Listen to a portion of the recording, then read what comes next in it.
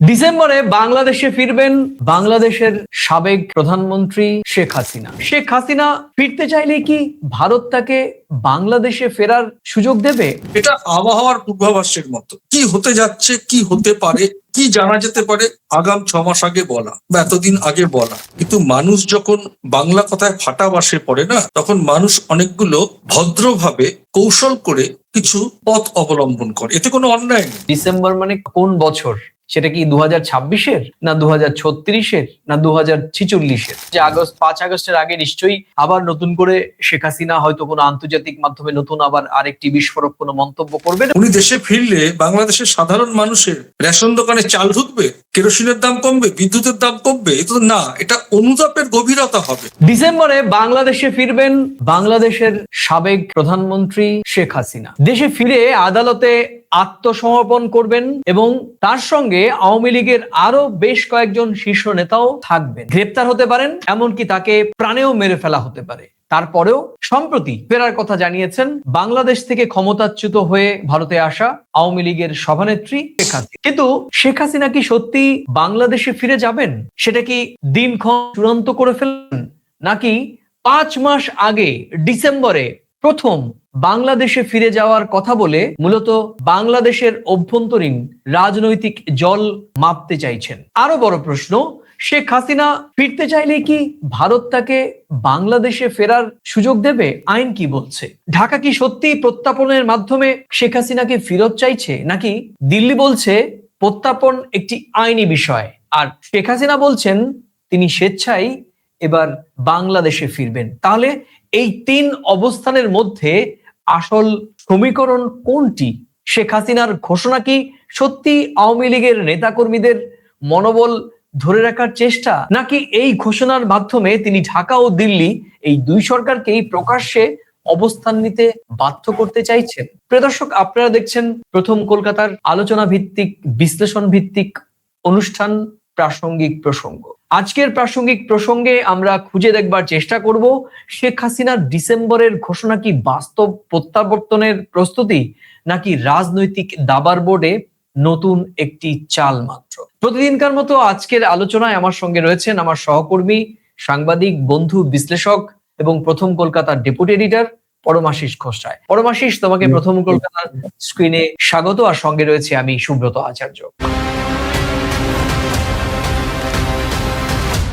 10 July 2026 British বার্তা সংস্থা রয়টার্সকে দেয়া সাক্ষাৎকারে শেখ হাসিনা জানিয়েছেন তিনি এবং আওয়ামী লীগের কয়েকজন জ্যেষ্ঠ নেতা ডিসেম্বরের দিকে ভারত থেকে বাংলাদেশে ফিরে আদালতে আত্মসমর্পণ করবেন। রয়টার্সের সেই প্রতিবেদন একই দিনে the daily star, the Bangla Tribune সহ বাংলাদেশের একাধিক গণমাধ্যমে প্রকাশিত হয়েছে। শেখ হাসিনা বলেছেন দেশে ফিরলে তাকে গ্রেপ্তার করা হতে পারে, এমনকি তার জীবনের ঝুঁকিও থাকতে পারে। তারপরেও তার বক্তব্য তাকে ফিরতেই হবে। তবে কবে ফিরবেন, কিভাবে ফিরবেন, কিংবা কোন আদালতেই বা আত্মসমর্পণ করবেন তার কোনো নির্দিষ্ট রূপরেখা তিনি প্রকাশ করেননি। জানি আমরা এর আগেই আলোচনা করেছিলাম। তাহলে নতুন আলোচনার বিষয় কি? আপনারা জানেন সম্প্রতি দিল্লি থেকেও শেখ হাসিনার ফিরে যাওয়ার এই বার্তা নিয়ে প্রতিক্রিয়া জানিয়েছে। 2024 সালের 5 আগস্টের পর থেকেই দিল্লিতে রয়েছেন বাংলাদেশের ক্ষমতাচ্যুত প্রধানমন্ত্রী শেখ হাসিনা, আর দিল্লি থেকে বাংলাদেশে ফিরতে চাইছেন শেখ হাসিনা। তাহলে দিল্লির ভূমিকা কি হতে পারে? পরমাশিস, তোমার কাছে প্রশ্ন দিয়ে শুরু করব আজকের আলোচনা। দিল্লির ভূমিকা কি হতে পারে? দিল্লির অবস্থান কি হতে পারে? কারণ এটা নিয়ে জল মাপার চেষ্টা করছেন বলে রাজনৈতিক বিশ্লেষকরা ইতিমধ্যেই বলতে শুরু করেছেন। তোমাকে দিল্লির ভূমিকা কি হতে পারে সেটা বলার আগে আমি যদি একটু অতীতের কথা বলি, সেটা হচ্ছে 2024-এর 5ই আগস্ট যে আন্দোলন আমরা দেখেছিলাম, তৎকালীন বাংলাদেশের প্রধানমন্ত্রী, সেই সময়কার মাননীয় প্রধানমন্ত্রী শেখ হাসিনা ষড়যন্ত্রের পূর্বাভাস উনি বুঝতে পারেননি, কেন উনি বলেছেন এর পিছনে ষড়যন্ত্র হয়েছে। এখন তিনি যেটা বলছেন সেটা হচ্ছে আবহাওয়ার পূর্বাভাস ইজুকাল টু ঢাকার মাটিতে, বাংলাদেশের মাটিতে আওয়ামী লীগের পূর্বাভাসটা কি এটা আগাম অ্যাডভান্স বলে দেওয়া। আর দিল্লির ভূমিকার কথা, দিল্লি কর্তব্য পালন করেছে। একটা দেশের প্রধানমন্ত্রী, প্রাক্তন প্রধানমন্ত্রী, সে নিরাপদ আশ্রয় ভারতে এসছে। আমাদের দেশের নীতি নির্ধারক কূটনীতি, পররাষ্ট্রনীতি যাই বলি না কেন, অতিথি দেবো ভব, সেই জায়গা থেকে ভারতের অবস্থান ছিল। এবং স্বাভাবিকভাবে একটা নিরাপত্তার বিশেষ ব্যবস্থা, সে একটা দেশের প্রাক্তন প্রধানমন্ত্রী, নিরাপত্তার মধ্যেই সে থাকবে। আর এই মুহূর্তে যেটা ভারতের অবস্থান, কূটনৈতিকভাবে, পররাষ্ট্রনীতিতে যদি বলো, বিদেশ নীতিতে যদি বলো, রণজিৎ জয়সওয়াল গত শুক্রবারও বলেছে যে আমাদের কাছে যেসব আবেদনপত্র এসছে, যেসব অনুরোধ এসছে, আমরা পুরো বিষয়টাকে গুরুত্ব দিয়ে আমরা বিচার বিশ্লেষণ করছি। আরেক দিক থেকে শেখ হাসিনা, প্রাক্তন প্রধানমন্ত্রী, তার বক্তব্য, আমি নিজে স্বেচ্ছায় যাব। উনিও জানেন যেটাতে জটিলতা কুটিলতা না বাড়িয়ে উনি ওনার স্ট্যান্ড পয়েন্টটা বলছে, ভারতকে রিলিফ দেওয়ার চেষ্টা করছে। ভারতকে রিলিফ দেওয়ার বিষয়টা এখানে নয়, ভারতের কাছে একটাই বিষয়, সেটা হচ্ছে আহ্বানও নেই, বিসর্জনও নেই। এটা বিদেশ মন্ত্রক থেকে আগেও বলা হয়েছিল যে উনি নিজের স্বেচ্ছায় এসছেন, উনি যদি নিজের স্বেচ্ছায় চলে যাবেন, কিন্তু প্রত্যর্পণ চুক্তি, এই সব জটিলতা কুটিলতা, এই সব পররাষ্ট্রনীতি, কূটনীতি, এই সব জটিলতা বাড়িয়ে লাভ নেই। বিষয়টা হচ্ছে উনি আদৌ যাবেন কিনা। আমরা বলতে পারি না উনি যাবেন কিনা, উনি ওনার অবস্থানগত দিক থেকে উনি জানিয়েছেন উনি যাবেন, ডিসেম্বরে যাবেন আর নভেম্বরে যাবেন, যেটা বলেছেন সেটা নিয়ে আমরা পর্যালোচনা করছি। স্বাভাবিকভাবে এটা আমার নিজস্ব অভিমত, এটা আবহাওয়ার পূর্বাভাসের মতো। কি হতে যাচ্ছে, কি হতে পারে, কি জানা যেতে পারে, আগাম 6 মাস আগে বলা বা এতদিন আগে বলা, এটা স্বাভাবিকভাবে একটা রাজনৈতিক কৌশল। কেননা তুমি জানো যে বাংলাদেশের মাটিতে যে এখন মাধ্যমিক পাস করেনি, ক্লাস 7-8 পড়ে, তারাও তো এখন সব বাচ্চারা অত্যন্ত অ্যাডভান্স, মোবাইলে সব দেখে, খবরের কাগজ তো পরের কথা। বাংলাদেশের প্রাক্তন প্রধানমন্ত্রী নিয়ে সে দেশের ট্রাইব্যুনালে কি হয়েছে, আন্তর্জাতিক ট্রাইব্যুনালে কি হয়েছে, জুলাই খায় না মাথায় দেয় আন্দোলন, একটা দেশের সরকার পড়ে যাওয়া, প্রধানমন্ত্রী আরেকটা দেশে গিয়ে বসবাস করছেন নিরাপত্তার জন্য, বা উনি থাকলে সে দেশে অনেক আরো ঘটতে পারতো, সেটা ওনারই বক্তব্য অনুযায়ী, সবটাই সবাই জানে। এটা নতুন করে বলার কিছু নেই যে উনি বাংলাদেশে ফিরে গেলে উনি গ্রেপ্তার হতে পারেন, উনি খুন হতে পারেন কিনা আমি সেটা বলতে পারবো না, কেন সেটা কখনো সমীচীন বিষয় নয়। আন্তর্জাতিক ট্রাইব্যুনাল, বিচার ব্যবস্থার আইনের তাকে দ্বারস্থ হতেই হবে, এটা সবাই জানে। এখন এটা নতুন করে বলে রাজনৈতিক যেটাকে চর্চা বলো, সেটাকে জাগিয়ে রাখা। হ্যাঁ, শাটডাউন আমরা অনেক দেখেছি, আবার অনেক ডিমছোড়াও দেখেছি, অনেক তুরাং মিছিলও দেখেছি। সবটাই তো বাংলাদেশের মানুষ দেখেছে, বাংলাদেশের মানুষ সবটাই দেখলো। 2000 জুলাইয়ের আন্দোলন, 2024-এর 5ই আগস্ট, তারপর অন্তর্বর্তী সরকার, নির্বাচন, বাংলাদেশের মানুষ কি চায় সেটা বাংলাদেশের মানুষ উত্তর দিয়ে দিয়েছেন। এবং স্বাভাবিক, ভারতের মাটিতে থেকে মাননীয় প্রাক্তন প্রধানমন্ত্রী শেখ হাসিনা আওয়ামী লীগকে তো দেশের মাটিতে আবার সেই জায়গায় নিয়ে আসতে পারবেন না। আলোচনায় থাকতে গেলে ওনাকে কথা বলতেই হবে, আগেও বলেছে, এখন আন্তর্জাতিক গণমাধ্যমকে বলছে। এইভাবেই নিজেকে জিয়ে রাখার একটা চেষ্টা বলতে পারো, কিন্তু সেই জিয়ে রাখার চেষ্টা বাংলাদেশের মানুষের হৃদয়ে কতটা জোয়ার আনবে, সেটা হাজারো প্রশ্নের ব্যাপার।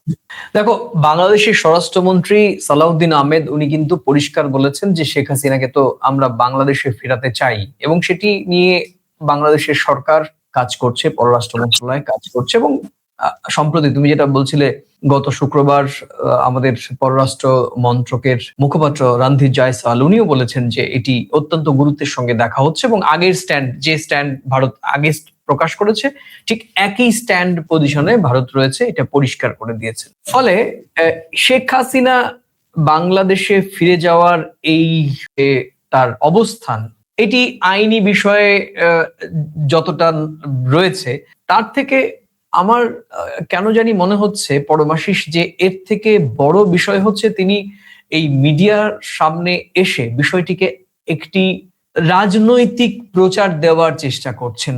কারণ বাস্তবিক অর্থে ডিসেম্বর মাসে শেখ হাসিনা আদৌ যেতে পারবেন কিনা, সেই রকম কোনো সম্ভাবনা আদৌ তুমি বাস্তবতার নিরিখে তুমি কি দেখতে পাচ্ছ যে সত্যিকার অর্থে উনি যেতে পারবেন কিনা, বা গেলে উনি প্রাণে বাঁচবেন কিনা, বা তার বিরুদ্ধে যে আইনি যে রায় হয়েছে আন্তর্জাতিক ট্রাইব্যুনালে, তুমি জানো যে তিনি মৃত্যুদণ্ড প্রাপ্ত আসামি বাংলাদেশের আন্তর্জাতিক আদালতে।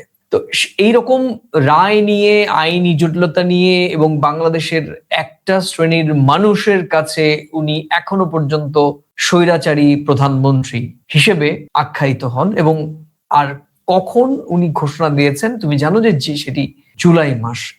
এই জুলাই মাসেই 2024 সালে আন্দোলন দানা পেকেছিল।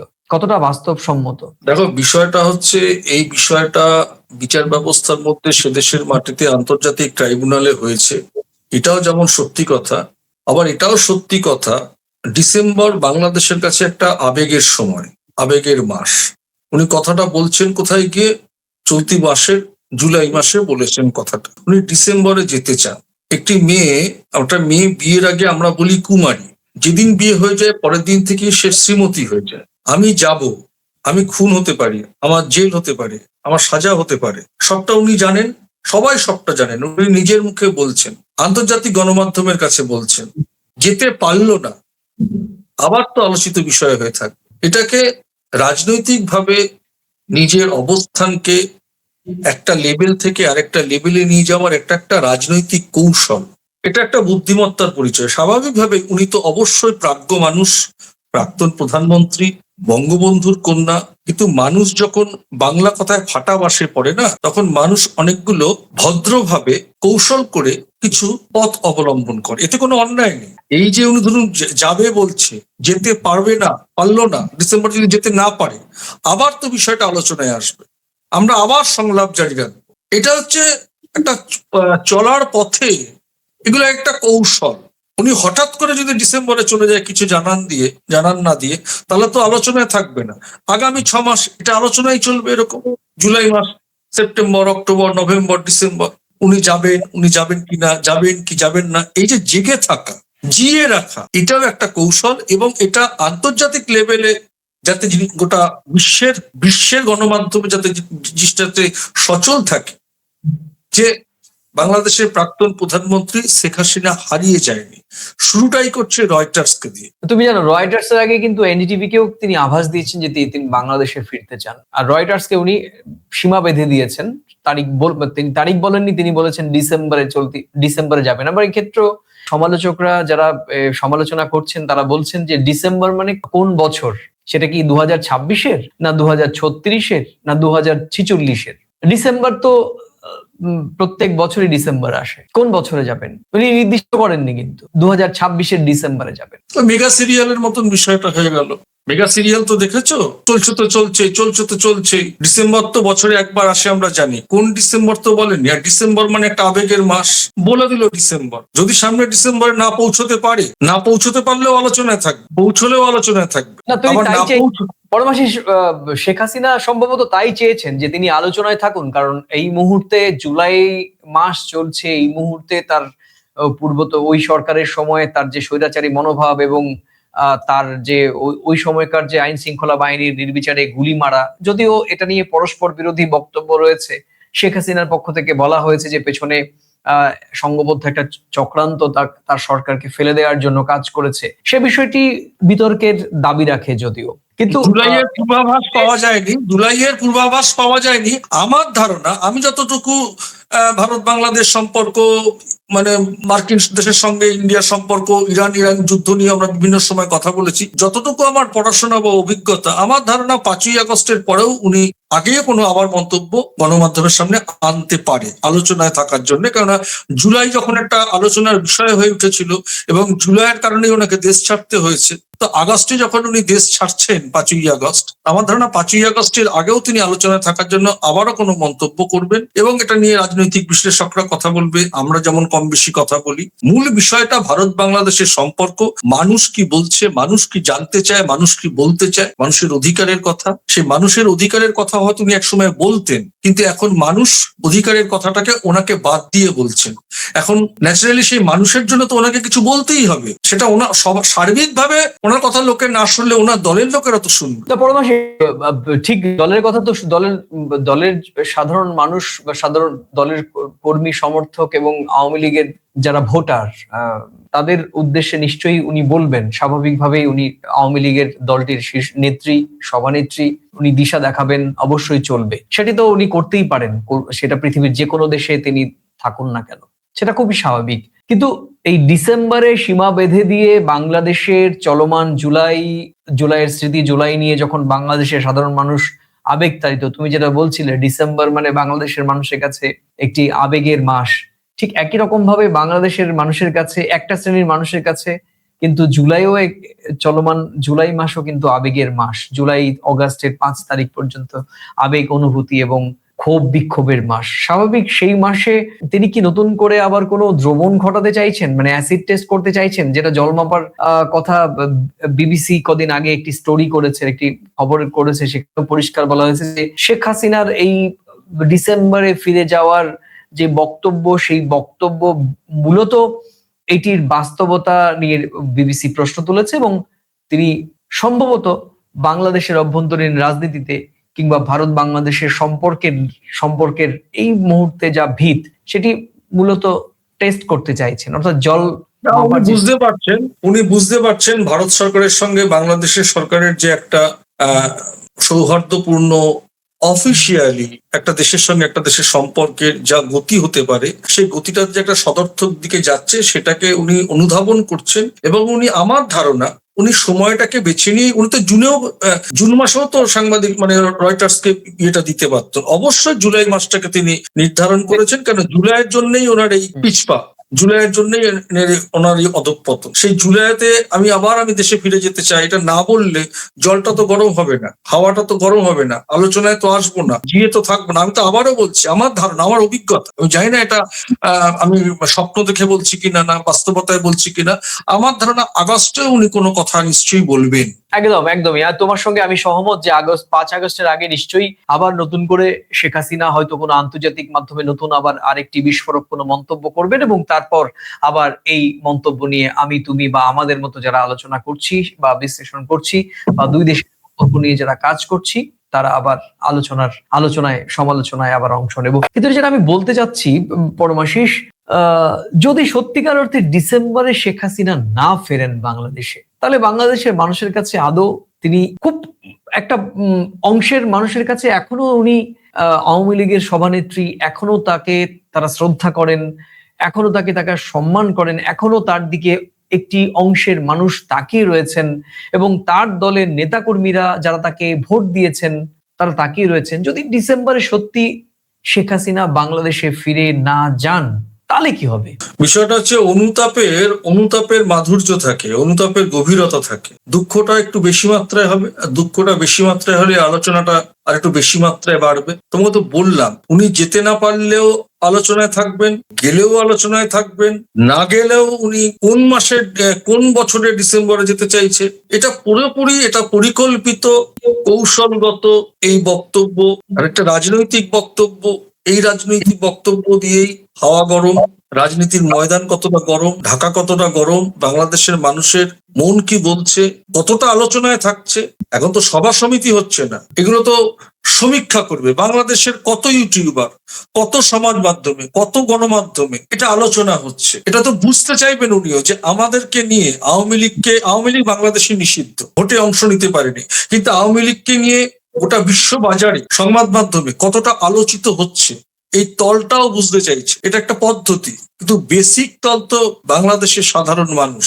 কিন্তু পরমাশিস, এগুলো তো তুমি যেটা বললে সেটি রাজনৈতিক তরজা, রাজনৈতিক সম্ভাবনা।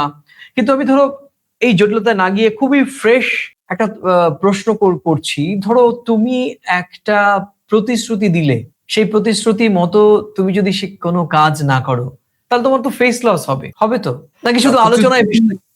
প্রতিশ্রুতি, দেখো এখানে একটা বুঝতে হবে, প্রতিশ্রুতি কে দেয়? যারা এস্টাবলিশমেন্টে যেতে পারে তারা প্রতিশ্রুতি কার্যকর। উনি তো প্রতিশ্রুতি আমি দেশে ফিরবো, এটা কিসের প্রতিশ্রুতি? উনি দেশে ফিরলে বাংলাদেশের সাধারণ মানুষের রেশন দোকানে চাল ঢুকবে, কেরোসিনের দাম কমবে, বিদ্যুতের দাম কমবে? এটা তো না, এটা অনুতাপের গভীরতা হবে।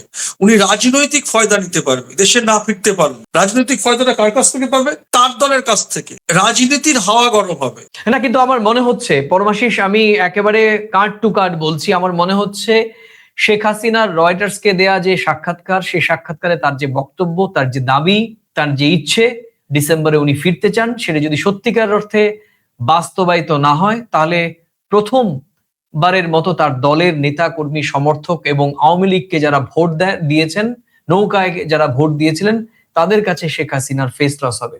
এটা এক্ষেত্রে আমার কাছে কোনো সংশয় বা সন্দেহ নেই। বাকিটা সময় বলবে। তোমাকে অনেক ধন্যবাদ। প্রিয় দর্শক, আপনারা দেখছেন প্রথম কলকাতায় প্রতিদিনকার মতো আমি সুব্রত এবং আমার সঙ্গে আমাদের সহ আলোচক পরমাশিস খোসরায়। এই আলোচনার কোন অংশের সঙ্গে আপনি সহমত বা পুরো আলোচনার সঙ্গে আপনি ভিন্ন মত হতে পারেন, আপনার মূল্যবান মন্তব্য লিখতে পারেন মন্তব্যের কলামে। একটু ফিরে দেখব 2024-এর 5 আগস্ট ক্ষমতা হারিয়ে শেখ হাসিনা ভারতে চলে আসেন। এরপর বিভিন্ন সময় তিনি বাংলাদেশে ফেরার কথা বলেছেন। প্রথম 28 জুন 2026 এনডিটিভি কে তিনি বলেছিলেন বাংলাদেশে ফিরতে চান। এরপর 10 জুলাই আন্তর্জাতিক গণমাধ্যম রয়টার্সকে তিনি প্রথমবারের মতো ডিসেম্বর, যদিও তিনি বলেননি কত সালের ডিসেম্বর, 2026, 2027 না 2038, সম্ভাব্য ডিসেম্বর মাসকে সামনে রেখে তিনি বাংলাদেশে যাওয়ার আগ্রহ প্রকাশ করেন। আর এই বক্তব্য নিয়ে ক্রমশই রাজনৈতিক উত্তাপ ছড়াচ্ছে, কিন্তু এই বক্তব্যের এখনো একটা গভীর অস্পষ্টতাও রয়েছে। রাজনৈতিক ঘোষণা রয়েছে, দলীয় আহ্বান আছে, ঢাকার কঠোর প্রতিক্রিয়া রয়েছে, দিল্লির আইনি অবস্থানও তারা ব্যক্ত করেছে। শুধু ফেরার বাস্তব রূপরেখা সেটি স্পষ্ট নয়। শেখ হাসিনার ডিসেম্বরের ঘোষণা নিছক কথার কথা সেটাও বলা যাবে না, আবার এটিকে নিশ্চিত প্রত্যাবর্তনের পরিকল্পনা সেটিও নিশ্চিত করে বলা যাচ্ছে না। তবে এই ঘোষণায় বাংলাদেশের রাজনীতিতে একটি চাপ তৈরি হয়েছে বটে। আওয়ামী লীগের ভবিষ্যৎ, শেখ হাসিনার বিচার, ভারতের আশ্রয় এবং প্রত্যাবর্তন, সব প্রশ্ন আবার একই জায়গায় এসে দাঁড়িয়েছে। সম্ভবত শেখ হাসিনার প্রথম লক্ষ্য এখনই দেশে ফেরা নয়, প্রথম লক্ষ্য নিজের ফেরার প্রশ্নটিকে জীবিত রাখা। আর দ্বিতীয় লক্ষ্য হতে পারে আওয়ামী লীগকে বোঝানো নেতৃত্ব এখনো সক্রিয়। আর তৃতীয় লক্ষ্য হতে পারে ঢাকা ও দিল্লিকে প্রকাশ্যে অবস্থান জানাতে বাধ্য করা। তবে আজকের এই আলোচনার প্রশ্ন একটাই হতে পারে, সেটা কি শেখ হাসিনা কি ডিসেম্বর মাসে বাংলাদেশে ফেরার ঘোষণা দিয়েছেন, নাকি ডিসেম্বর মাসকে সামনে রেখে ঢাকা, দিল্লি এবং বাংলাদেশের রাজনীতির ওপর নতুন এক চাপের অক্ষরেখা তৈরি করেছেন? আর সেই প্রশ্নের উত্তর দেবে সময়। তো ভালো থাকুন, সুস্থ থাকুন, সবাই নিরাপদে থাকুন। আজ এ পর্যন্তই। নমস্কার। নমস্কার।